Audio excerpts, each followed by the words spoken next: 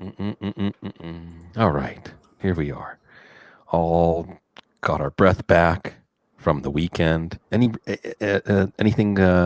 stand out for you from the weekend game, Scott? Was there a moment that like made you jump out of your seat? Yeah, honestly, I didn't watch any of the games except for the Packers game. It was me and my girlfriend were celebrating our 2-year That's anniversary, and awesome. so Cheers. she's a big Packers fan. We watched the Packers game, and then I had to give her the rest of Yeah, the as you weekend. So should. Priorities. Those are good priorities. And our priorities with all of y'all here are going to be to review the NFC West. So let's go live. We're back for another installment of our season in review, making sure that we look back once before we go forward as the fantasy calendar, the NFL calendar continues to turn. And when we look back in June, July, August, maybe some of the details will be missed, so we get some of the best in the business to help us out with that before we jump in.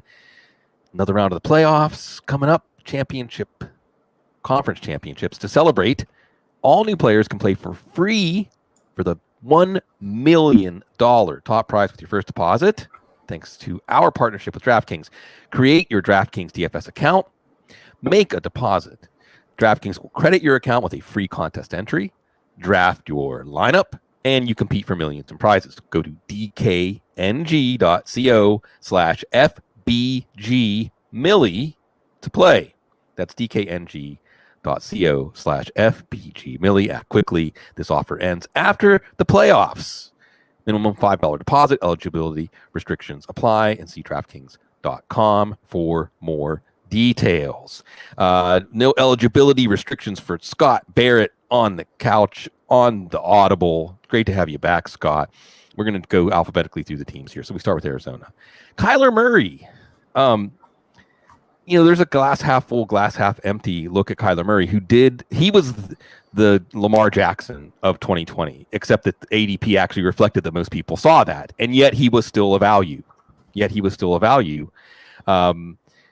But he also still is rough around the edges as a passer. But on the plus side, going into 2021, he was banged up for like 5 or 6 weeks. So his results, maybe he should have been the clear number one quarterback. He was before his injury. If you're going to go early in 2021 at quarterback, how strong of a consideration do you give it to Murray? Yeah, he's definitely up there. So you just look at the numbers. It's basically what people, a lot of us said heading into the draft season. He's like, maybe 90% Lamar Jackson as a rusher, but 130% as a passer. And, I think he ended the season with like 1,200 more passing yards and only 200 fewer rushing yards, but more rushing touchdowns. And like really just watching him on tape, I don't know, man. Like maybe he's even like a tougher runner to bring down than Lamar Jackson. Yeah. Just, the way he moves, it's, ridiculous. It looks like, everyone else is stuck in slow motion when he runs. And it looks like just such a cheat code where he's just constantly picking up first downs. He did deal with some injuries at one point where he was the clear QB1. And then I think at the end of the season, he fell to QB3. But yeah, I mean, it's the era of the Konami code. And he's definitely one of the guys who stands out at the top. Rich Rebar. I said, Scott, he has the handling of a drone. Kyler Murray in the open field. Okay, yeah. I mean, because there are plays like a dragonfly, right? Where it just darts. They couldn't get a hand on him. Like it's one thing when you can break a tackle or elude somebody, but and in a red zone too, where everything's compressed. So hopefully Kyler Murray becomes a more nuanced passer and takes that next step, because there's a lot of whispers that he still doesn't totally know what he's doing out there. So it's exciting.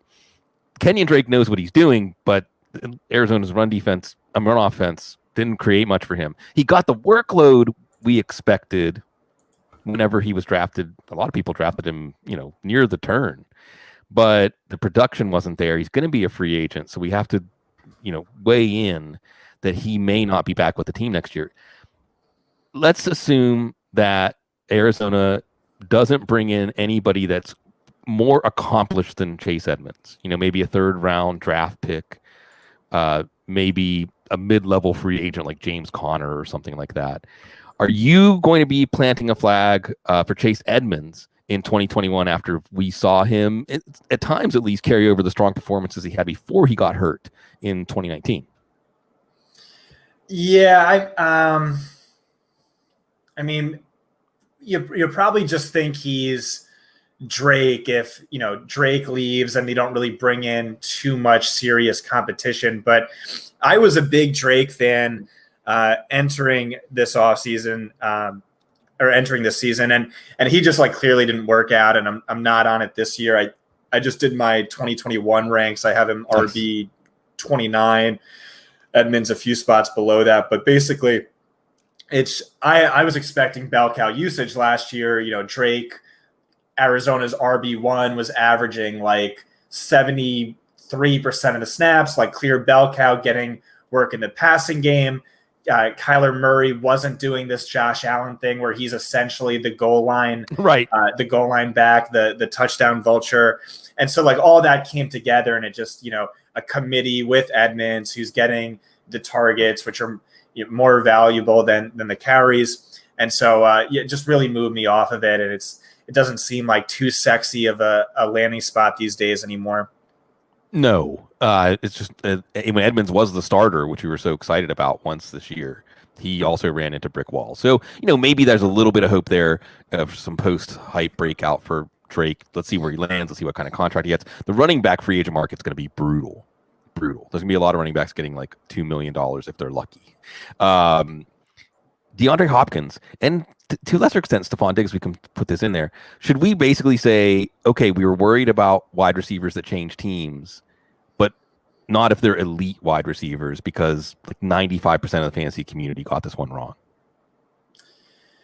Yeah. The funny thing with DeAndre Hopkins was, if you just like looked at his numbers, like, okay, you should be worried he's changing teams, but I mean, the guy put up numbers with everyone. He was a wide receiver one with Brock Osweiler. He was like the lowest of the low you could think of, and he still did well. But what's alarming to me, and maybe he'll do better next year because of better rapport.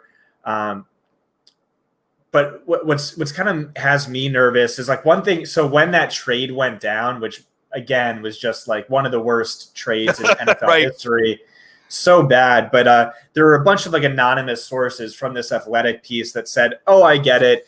Hopkins has kind of lost a step. He's not really the guy he once was. He looks slower. He has maybe a couple of years on him." That's just like something I've stored in my memory banks from a dynasty perspective.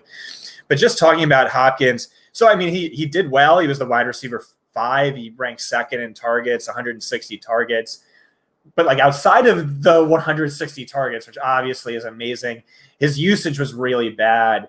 He played left wide receiver on like 90% of his routes, which is, so dumb. Like why wouldn't you scheme him into more advantageous matchups? The opposing cornerback is just like, oh, cool, I'll just stick to him on left wide receiver and that's it. And like, you just look at his route tree. It's like such an ugly route tree. Like, why is he just running, 9-yard curls all day?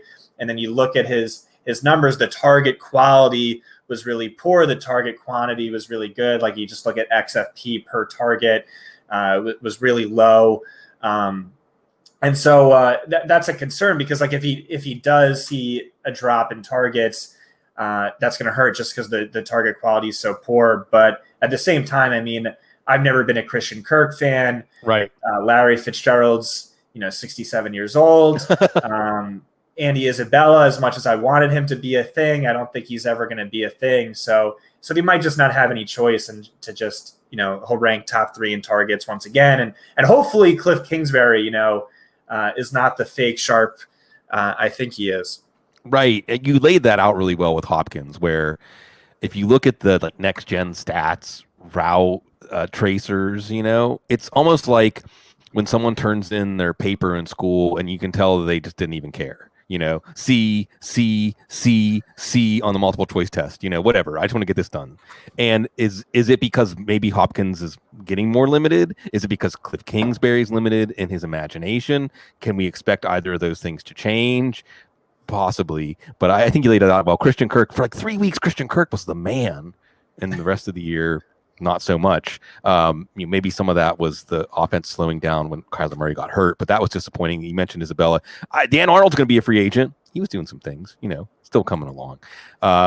Arizona, just looking ahead to next year, they got some decisions to make about Patrick Peterson, face of the franchise, Hassan Reddick, who had an amazing finish to the year. He made himself some money. I don't know if anybody made themselves more money on the defensive side of the ball in like the second half of the year. When did he have that 5 or 6 sack game?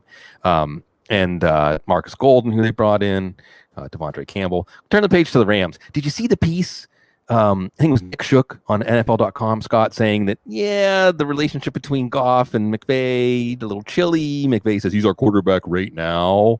It really seemed like he put the training wheels, McVay, back on the offense for Goff, more than a Goff fantasy take. Is this just a pass offense now that we're not that interested in? Yeah, so I did see that piece. It was, Jared Goff and Sean McVay need marriage counseling, something along those lines. Yeah. And I totally get it. I mean, it makes a lot of sense. Like, he was so excited to play John Walford. Right. And, kept hyping John Walford up and just, in a way he doesn't really do with Jared Goff. So I think the NFC West, which is what you've given us to tackle here, is actually probably like one of the murkiest, toughest divisions to break down. And the Rams are one of the toughest, murkiest situations to break down because it is Sean McVay this offensive genius? If so, I think, sure. I think Jared Goff is probably, something of a disappointment, certainly from fantasy, probably from a real NFL perspective. And then like, what do you do with the receivers? So so I was given inside sources, and the inside sources were amazing. Like, it doesn't get any better than this gets. And I was told that, if you know my background, you could probably guess who it is too, but, a coach on the Rams told basically one of my best friends, who told me that Tyler Higbee was going to go off. Like, of course he's going to be a thing. He's going to get featured in this offense. He's always open. Like, why wouldn't he be? He's great. After, his, record-breaking end to last season. And that just like clearly wasn't a thing at all. And like, I gave my friend grief like week 6 about it. And he's like, bro, I just talked to him yesterday. And I was like, what are you doing? Like, why aren't you featuring him? You told me you're going to feature him. He was like, what are you talking about? We are featuring him, like, and it's just like so disappointing. And that was like one of two like of my hashtag sources moves. And it just like clearly didn't work out. But yeah, I mean, Higbee still looks like he's always open. Like, why don't you attack the middle of the field with him? I mean, and Everett's good in his own rights too. And then, Kupp, we've seen, flashes where Kupp is like the clear wide receiver 1 over 4 weeks or 8 weeks. There was like a 18 game stretch in a row where you take away games he left hurt, and he was like the wide receiver 3, and then he just disappeared. Woods is like steadily finishing top 15 in fantasy points per game every single year, or top 13 in total fantasy points, but like, I don't see much upside there. And what do you do on a week-to-week basis from a DFS perspective? Like, I have so much trouble with that because I never know. It never seems to make sense. It's like, okay, Woods is up against this premier shadow CB1, so why not Kupp in the slot or something along? And it's so hard to gauge. And, people say, he's like a Belichick where he's just, trying to, it's week to week. And even then you don't even know. And it's so tricky to figure out. The one thing I do think we figured out at least was Cam Akers, but I'd like to hear your thoughts on this. Yeah. And we'll talk a little more about Akers. So I think that, I don't think Sean McVay, I mean, now we kind of have confirmation. He didn't trust Jared Goff coming into the season. He handled Jared Goff like, the way an offensive coach handles a bridge quarterback or a quarterback that isn't really entrenched as the starting quarterback, took out the low percentage downfield throws and just tried to limit the pass offense to things that he couldn't mess up. And that lowered the ceiling of Cup. It lowered the ceiling of Woods. It's going to be interesting to see where they go, because they were like fifth, fifth round picks last year. They won't be as expensive, but that could just be the ADP mass hive mind of fantasy football reacting correctly to what has changed. And then you also have, I love that you brought up Higbee, because so we have some changes. Josh Reynolds is going to be free agent. I don't think he's coming back. That's why they drafted Van Jefferson. They did give Cup that extension after the Jefferson pick, because Jefferson can play inside and outside. Gerald Everett's not going to come back. I mean, if Jesse James and Tyler Kroft can get $6 million a year, Gerald Everett can get $6 million a year somewhere, not in LA. They've got Bryson Hopkins for that, but Hopkins isn't Everett. He's not going to be Everett in terms of snaps. And Higbee, he looks like 80% of Kittle and Kelsey. He's an impressive player, a very impressive player. Go back and just watch his receptions. So if he just gets the targets, we know what he can do with them. So I'm interested in Kelsey as a bounce back guy who hopefully will be a lot cheaper than he was last year. But I think that you have an offense, and then on the other side, Scott, you have this meteoric rise of the defense and Brandon Staley, who's not going to be back, but I'm not as worried about that.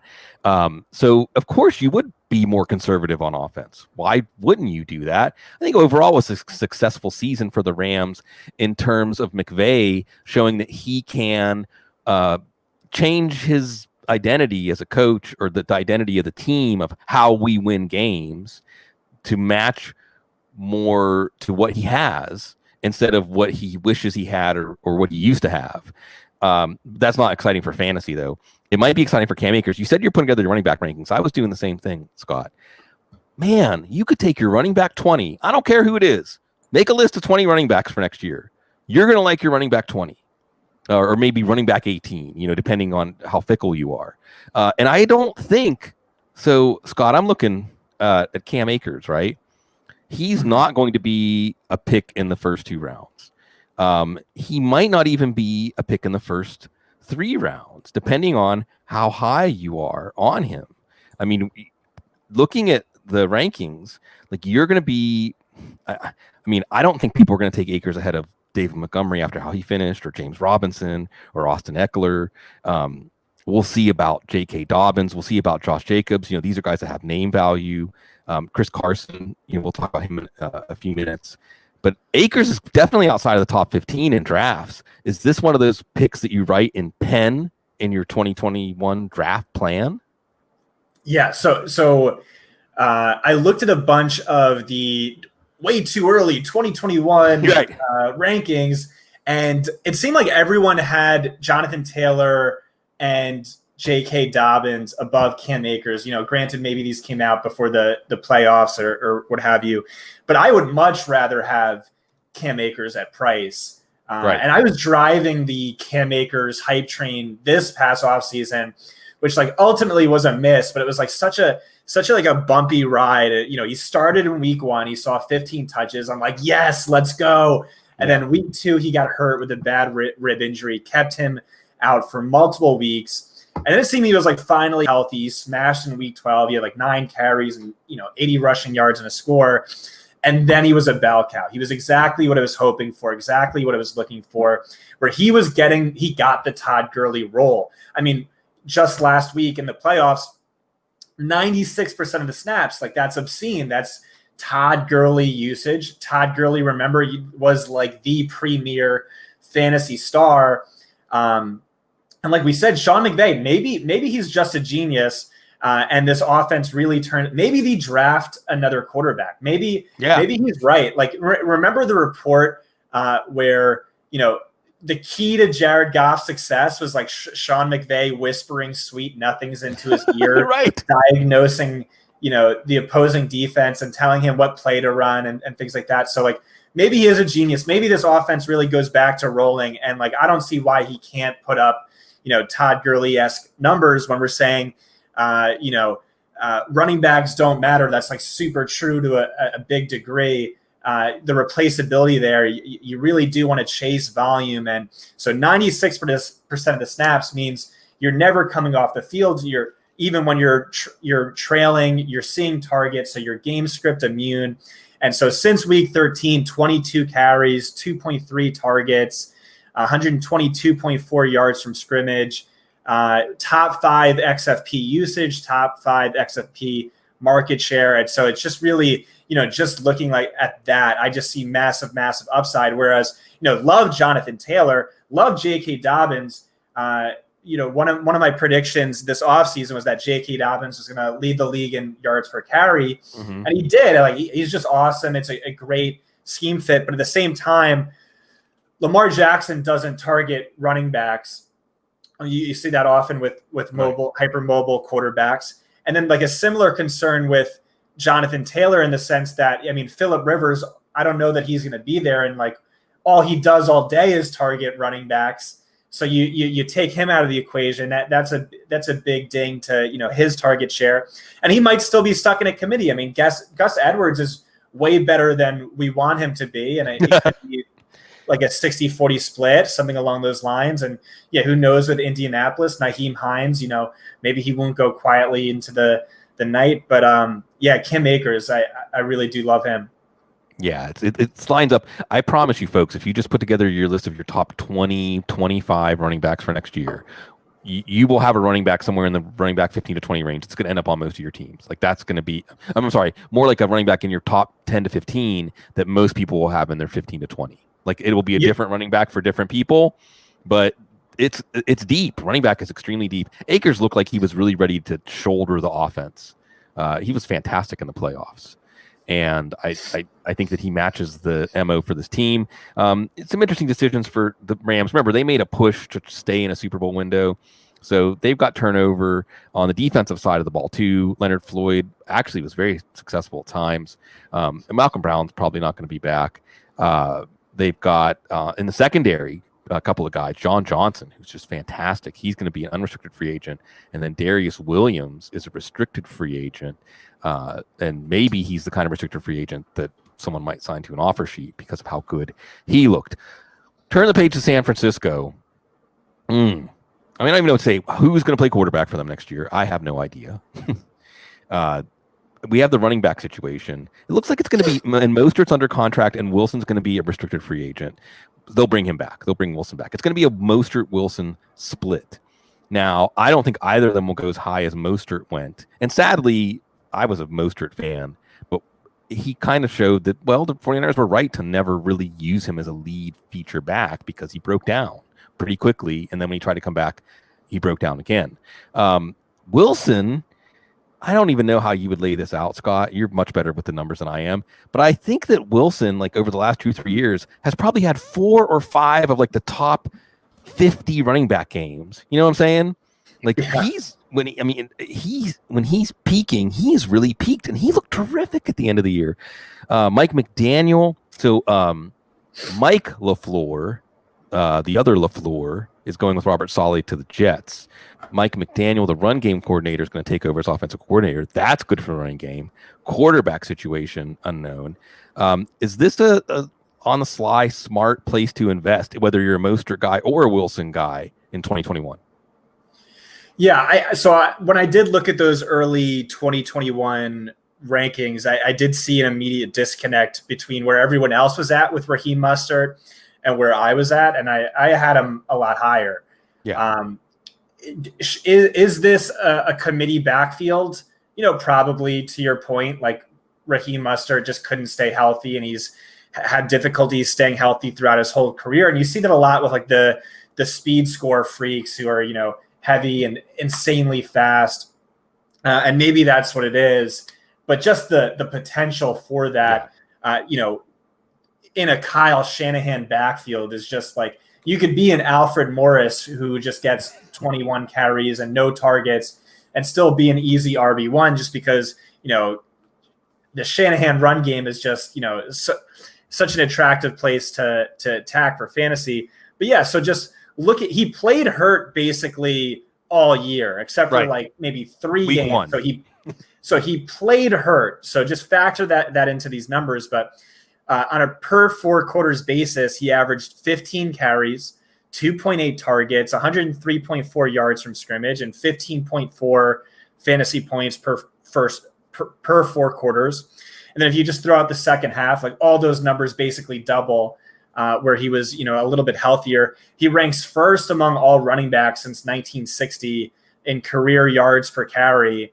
And it's just like, I see massive upside, and especially if they can get their quarterback situation figured out or their defense improves. I mean, they had sure they lost Robert Saleh, but they had an insane amount of injuries to the defense this year. Basically, their entire defense. They still had a top 6 defense by defensive DVOA. Shout out to Robert Saleh for that. But yeah, what happens with the quarterback? I don't know. Could we see them trade up to draft a quarterback?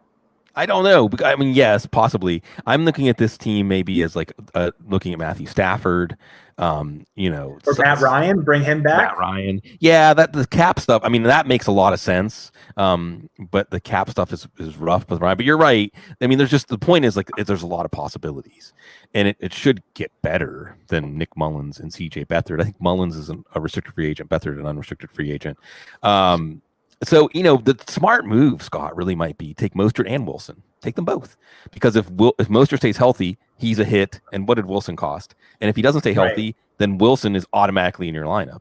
And you're cornering the market on this San Francisco running game because McKinnon's not going to be back.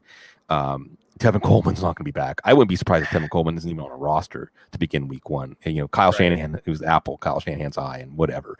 Last question here on San Francisco.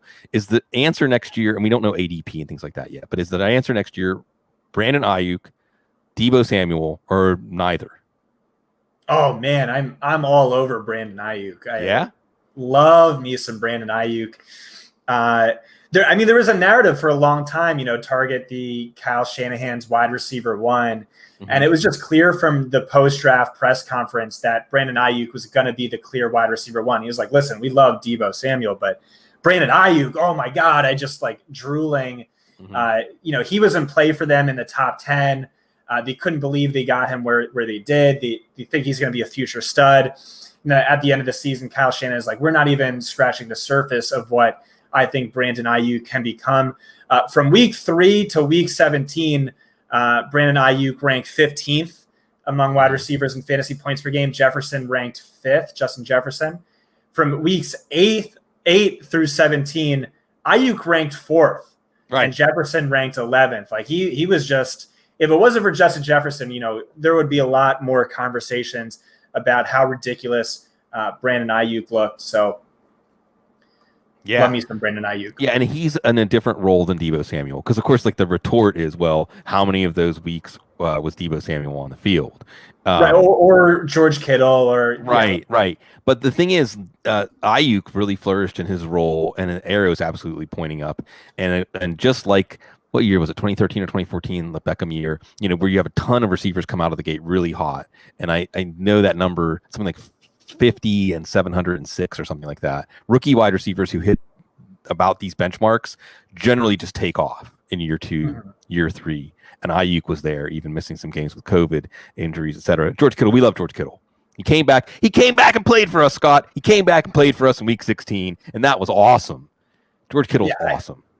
He's just such an absolute freak of nature. I mean, last year he played through a broken bone in his ankle, and he still has a torn labrum that he refuses to get fixed because he just doesn't want to miss the time in the weight room. He's just like such a joy on and off the field, and just like an absolute freak of nature human being. I wonder if injuries are going to be a common thing for him, just because his running style is like Marshawn Lynch, which doesn't seem sustainable. But clearly, I think maybe the most valuable offensive player, non-quarterback in football, just because he's arguably the best receiving tight end. It's close with him and Travis Kelce at least, but then he's also easily the best blocking tight end, which actually hurts him for fantasy. Like Travis Kelce is always going to run maybe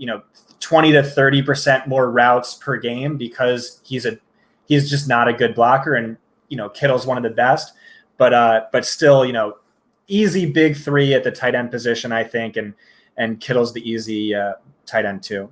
It's no crime to take Kittle in the second round, to make him one of your foundational players on your team. It's fun. It's fun. Kittle, like you said, it's the joy in his game. It's just the zest he has for football that makes it so that you want to be hooked into when he's doing good things, your team's doing good things. And I don't think there's going to be an injury discount on him. San Francisco, biggest thing to watch, I think, is do they keep Trent Williams? There's some other guys like Kyle Juszczyk and Kendrick Bourne who I think they all value more than other teams in the free agent market that should be back. A lot of changes maybe coming on defense in the secondary with Richard Sherman, a free agent. By the way, he was right to negotiate his own contract. K'Wan Williams, their slot corner. Jason Verrett, who finally stayed healthy for a little while this year. So some secondary guys. Emmanuel Mosley is a exclusive rights restricted free agent, something like that. But when they're going to get Nick Bosa back. They probably wish they still had DeForest Buckner. So we'll see. San Francisco they're one of those teams like when the projected win over-unders come out, probably take the over because of Kyle Shanahan. And we get to Seattle, another soap opera. I mean, I don't even want to necessarily lead with what happened during the season because we saw Brian Schottenheimer get fired for philosophical differences, Scott. How scary is that after the first half of the season was like a dream? It was like a dream. Russell Wilson was cooking. And now is the restaurant closed down by the health code or something? Yeah. So this is a tricky situation to navigate. And I always come back to, something you used to talk about where you could break up the season arbitrarily into halves, ended at week 9, or you could break it up into thirds. And it just looks like 3 different seasons in one, where one team could look like the best team, could look like, they're not sniffing the playoffs. This is a garbage team. And I think that was really true with Seattle, where it was like a tale of 2 seasons. So weeks 1 through 8, Seattle was, by my data, the 3rd most pass-heavy team over expectation. Russell Wilson was PFF's highest-graded quarterback by a landslide. And then weeks 9 through 17, Russell Wilson ranked 20th in PFF grade between Phillip Rivers and Alex Smith. Weeks 1 through 8, only one player ranked above Lockett in fantasy points per game among wide receivers. That was Devontae Adams. And DK Metcalf ranked right behind Tyler Lockett in 3rd. What happened weeks 9 through 17? Metcalf was wide receiver 14, Lockett wide receiver 37. And it's like, what happened? It was it was Russell Wilson's play, as much as I'd like to say, they just went to play more conservative, but it seemed like he was taking way more sacks, a little looser with the football. He wouldn't attack the middle of the field even when it was open. It was just weird. It was strange. It was weird. And then, of course, they also stopped letting Russ cook. They went more run heavy. Tyler Lockett also got hurt. I don't know how much that played into things. We've seen from him many times before where he'll play hurt and it shows up on the field, but he's been hurt a number of times throughout his career, but I think he's only missed 1 game. But what is going on, Sig? Help me out here. I think that Pete Carroll is grabbing the reins. I mean, philosophical differences. I think we can only deduce that Brian Schottenheimer was the reason that Russ ever had a chance to wear the chef's hat in the first place. Which is ironic because he's one of the most run-heavy coaches of all time. Right. Which is probably why Pete hired him. Mm-hmm. But yeah, it's such a shame.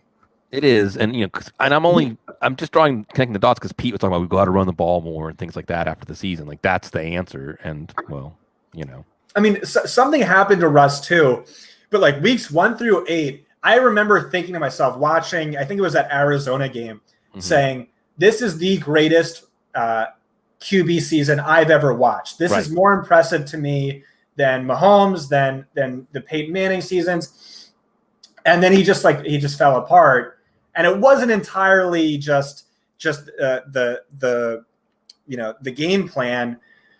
It was just weird. I don't have a good read on it, but something happened. But then, of course, also there's the game plan where we know what Pete Carroll wants to do, which is he wants to be one of the top 3 most run-heavy offenses in football. He wants to run to set up the deep pass specifically. Like there's going to be 4 deep passes per game, and he wants the run. He wants those to be, near perfect because teams are biting on the run or what have you. But yeah, it's going to be sad. I mean, it'll be interesting to see how the fantasy market values Russell Wilson. Like if he falls outside of the top 10 quarterbacks, it probably is rational. Although you're right.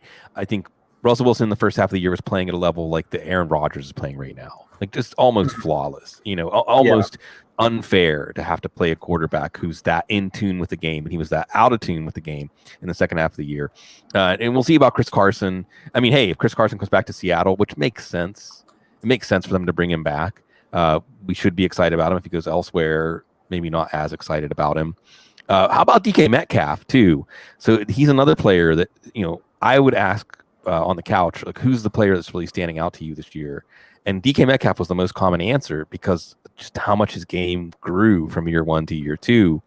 Are you going to stick your neck out for him in the second or third round next year, thinking it could grow even more? Or does this whole offense have a shadow cast over it? Yeah, so that's a good question.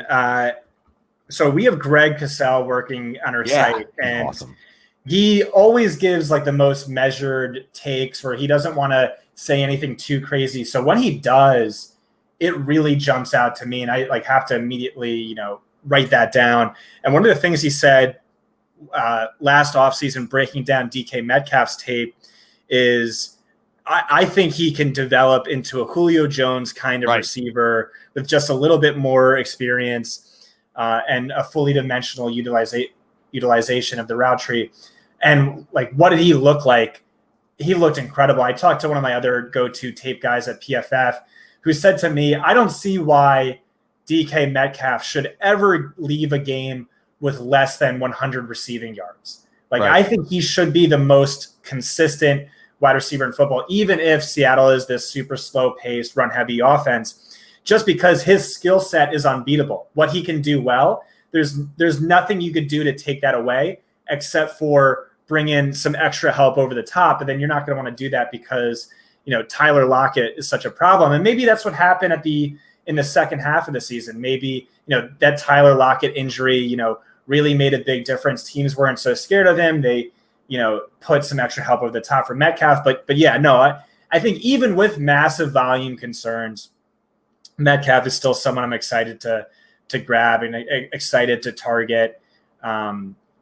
Third or fourth round, I mean, that sounds like an amazing value. I'll have to check my rankings, see where I have him. Yeah, I think that it's very likely that we haven't even seen close to the best of him yet. And if you're looking for that next Julio Jones, Calvin Johnson type, he's the guy. And I think you're right. Go ahead. I have him second round right now. So yeah. And I think that he'll be there for you. So already you can see lots of forks in the road, lots of choices in drafts, and you're going to be able to, put together a team that you want. And because wide receiver is, you get your guy at the top, and then running back you can take care of later next year. Already, this is why we do what we do, right, Scott? It's January 19th, and we're already thinking about 2021 fantasy drafts and looking back at 2020 and enjoying the playoffs and also enjoying the things we have in our life, like the people that love us and you love us out there, folks. Thank you so much. This is a fun series. Coming up tomorrow is, if I can, Mike Tagliere in the NFC South. And by the way, if you want to help us out, you have a chance to win a Football Guys All-Pro subscription. Go to footballguys.com/survey. Take a survey. Tell us how we're doing. All feedback welcome.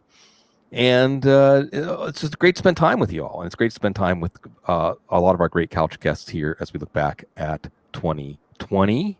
I hope everyone out there is doing well. As always, we love to serve you the most because you're so